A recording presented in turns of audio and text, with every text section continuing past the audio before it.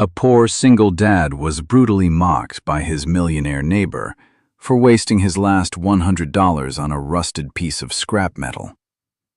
But 5 days later, the arrogant neighbor watched in absolute shock as a racing legend arrived to hand the poor dad a $5 million check for what was truly hiding beneath the rust. Before the story continues, tell me what state or country you're watching from in the comments below. Your comment helps this story reach more people. And if you believe that true value is always found on the inside, don't forget to subscribe. The scrapyard at the edge of town smelled of damp earth, old rubber, and forgotten things. For 36-year-old Vaughn, a former mechanical engineer who now worked exhausting warehouse shifts to raise his 7-year-old son, it was the only place he could afford to buy parts. It was a freezing Tuesday afternoon. Vaughn handed over a crumpled $100 bill, his last spare cash for the week, to the junkyard owner. In exchange, he and little Leo were dragging home a rusted, deformed chassis that barely looked like a car anymore. It was covered in moss, its metal eaten away by decades of neglect. "Is it going to drive again, Dad?" Leo asked, his small, freezing hands helping to push the heavy scrap iron up their driveway. "Everything drives again, Leo," Vaughn said, smiling gently, "if you're patient enough to listen to it." Suddenly, the sharp, aggressive roar of a twin-turbo engine shattered the quiet neighborhood. A brand-new, metallic silver Porsche pulled into the driveway next door. Trenton, their millionaire neighbor, stepped out. He wore a tailored cashmere coat and a watch that cost more than Vaughn's entire house. Trenton took one look at the rusted metal frame, leaving a trail of dirt on the concrete, and let out a loud, mocking laugh. "Really, Vaughn?" Trenton sneered, leaning against his Porsche. "Are you teaching the kid how to be a professional garbage collector? Congratulations. You just wasted $100 on a piece of scrap that should have been melted down for tin cans. It's an absolute eyesore." Vaughn stopped pushing. He looked at Trenton's shiny car, then down at his own grease-stained hands. He felt a flush of heat rise in his neck, but he didn't raise his voice. He simply placed a protective hand on his son's shoulder. "People only see trash when they lack the vision to look deeper, Trenton," Vaughn replied calmly. He turned away, ignoring the neighbor's arrogant scoff, and pulled the rusted frame into his small, drafty garage. That night, after Leo had gone to sleep, the garage was completely silent except for the harsh, scraping sound of a wire brush. Under the dim, flickering light of a single bulb, Vaughn was working. He used a strong chemical solvent to carefully peel away the thick layers of grime, hardened dirt, and rust from the side of the engine block. He wasn't just cleaning it. He was searching. When he bought the frame, his trained engineer's eye had caught a glimpse of an unusual intake manifold that didn't match any standard production car. By 2 a.m., his hands were bleeding, but the heavy rust finally gave way. Vaughn wiped the metal clean with a rag and froze. The breath completely left his lungs. Stamped deep into the steel was a serial number, and right next to it, a charred, barely visible emblem of a diving falcon. Below it were 3 words: Project Apex, 1973. Vaughn's heart began to hammer against his ribs. This wasn't a piece of junk. This was a ghost. Every engineer in the country knew the tragic legend of Arthur Vance. In the early 1970s, Arthur was a visionary who had built an aerodynamic racing engine so advanced it threatened to put the major manufacturers out of business. But before it could ever race, Arthur's workshop mysteriously burned to the ground. The prototype was declared lost forever, and Arthur died years later, heartbroken and entirely forgotten by history. But it hadn't burned completely.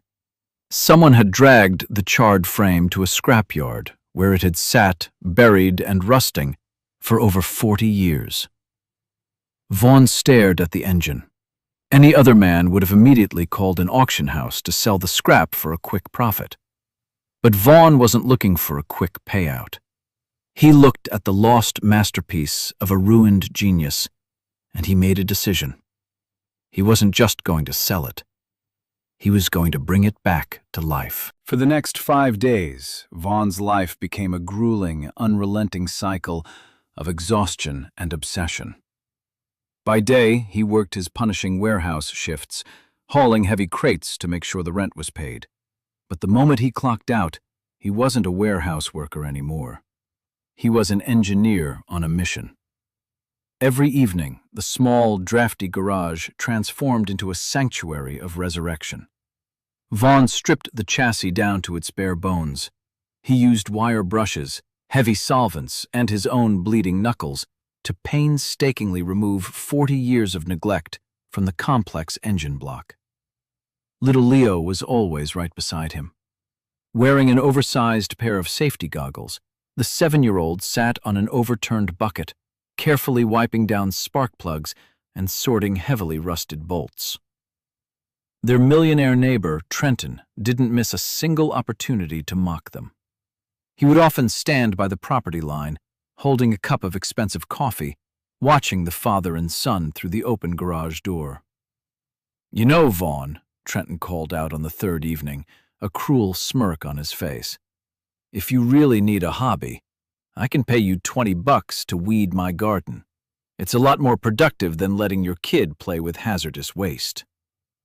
Vaughn didn't look up. He simply handed Leo a clean rag. "Dad," Leo whispered, his small hands carefully wiping a piece of chrome. "Why is that man always so mean to us?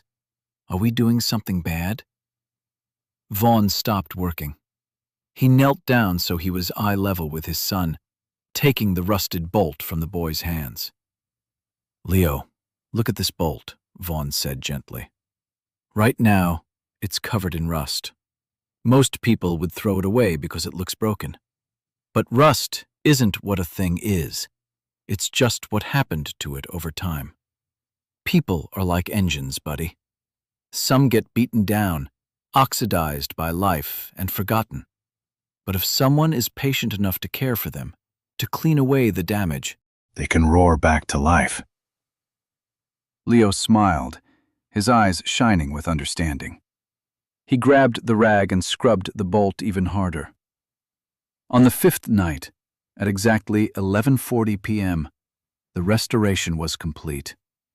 The engine didn't look like scrap anymore. It gleamed with the cold, pristine beauty of raw, perfectly machined steel. Vaughn poured the last few drops of high-octane fuel into the intake. His hands were shaking slightly. He connected the battery, looked at Leo, who was covering his ears in anticipation, and turned the ignition key. For one terrifying second, there was only silence. Then the engine caught. It didn't just start, it detonated. A massive, ground-shaking roar erupted from the garage, a sound so purely mechanical, so wild and flawlessly tuned that it vibrated through the concrete floor. It was the roar of a masterpiece waking up from a 40-year sleep. Next door, Trenton's motion sensor security lights immediately flashed on, triggered by the sheer acoustic power of the legendary machine. Vaughn closed his eyes, listening to the flawless rhythm of the idling engine. The ghost of Arthur Vance was finally breathing again. The next morning, the quiet, low-income neighborhood was completely disrupted.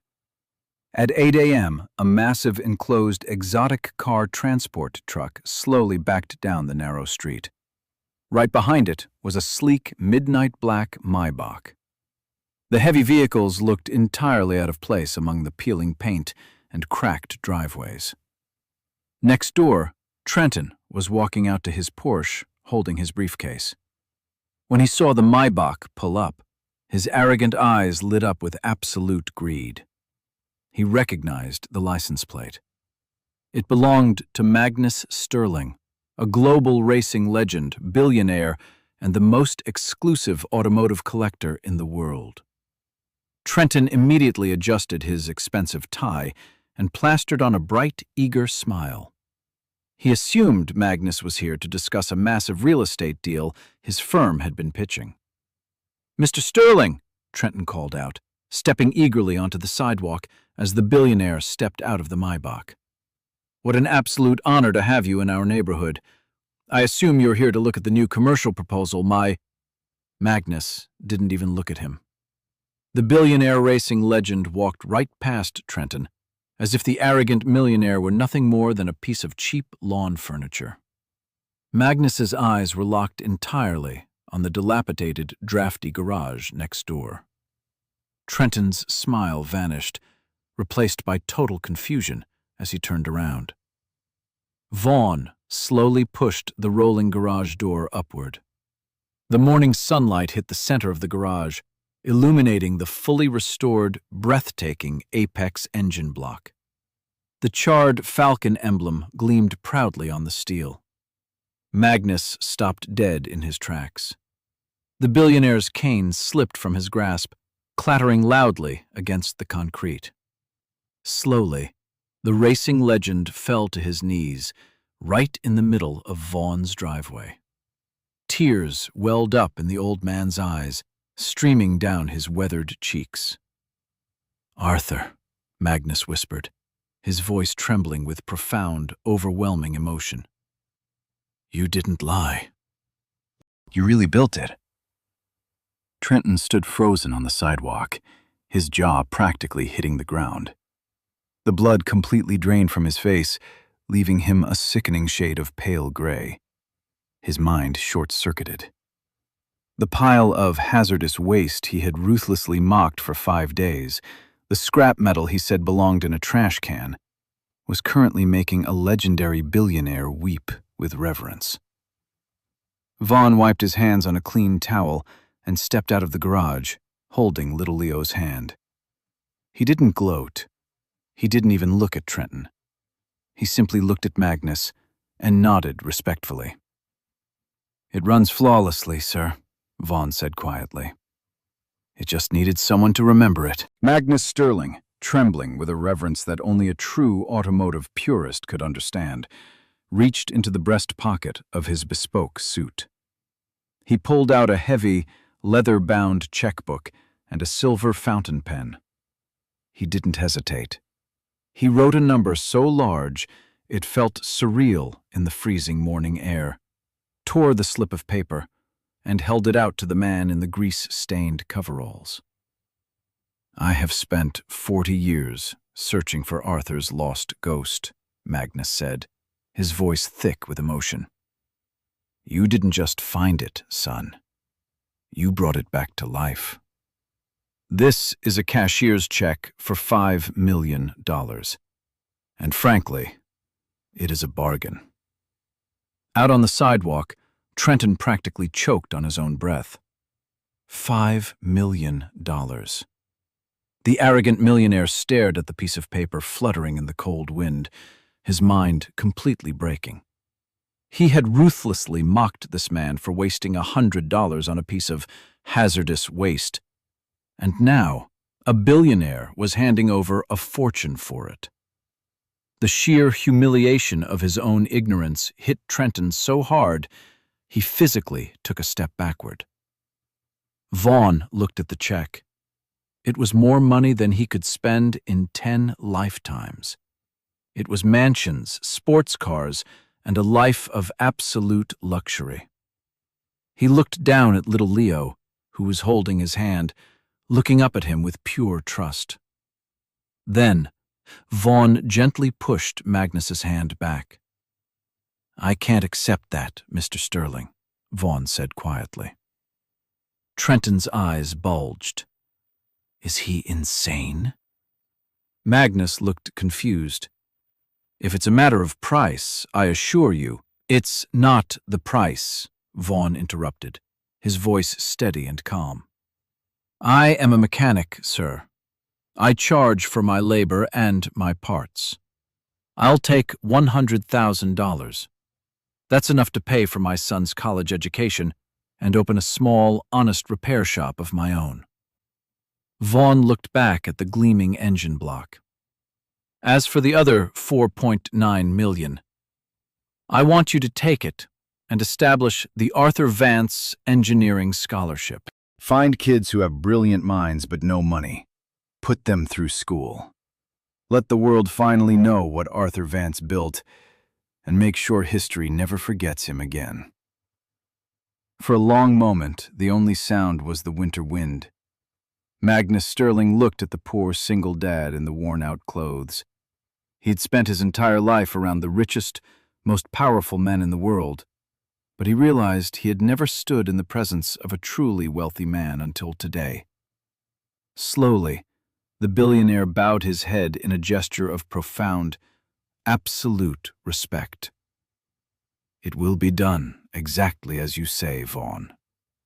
It is an honor to know you." Trenton couldn't watch anymore. Thoroughly humiliated and completely broken by the staggering magnitude of a poor man's character, the arrogant millionaire quietly turned around and slinked back to his house, knowing he would never be half the man Vaughn was. 6 months later, the freezing, drafty garage was gone. It was a warm summer morning. Vaughn stood proudly in front of a pristine, state-of-the-art facility. Above the glass doors, a bright, newly painted sign read, "Apex Restorations." He wasn't wearing a dirty warehouse uniform anymore. He wore a crisp, clean mechanic's shirt with his name stitched over the heart. Beside him, little Leo was holding a wrench, smiling a wide, gap-toothed smile. Vaughn placed a warm hand on his son's shoulder, looking at the thriving business he had built from a $100 piece of scrap. He had proven to the world and to his son that rust is only temporary, and true value, once uncovered, shines forever. In a world obsessed with shiny exteriors and instant wealth, Vaughn's story is a profound reminder that true value often lies buried beneath the rust. Trenton saw a $100 piece of worthless scrap metal because he looked with arrogance. But Vaughn saw a masterpiece because he looked with a father's patience. He didn't just rebuild a lost engine. He taught his young son that nothing, and no one, is ever truly broken beyond repair if you have the heart to love it back to life. Sometimes, the things the world throws away are the exact things that hold the power to change your destiny. Vaughn didn't just win a fortune. He restored a forgotten genius's legacy and proved that character is the ultimate currency. While this narrative is an original work of fiction created for emotional resonance and entertainment, it reflects the very real passion of automotive restorers and the silent sacrifices of single parents. Any resemblance to actual persons is purely coincidental. If you believe that true value is always found on the inside, type the word value in the comments below.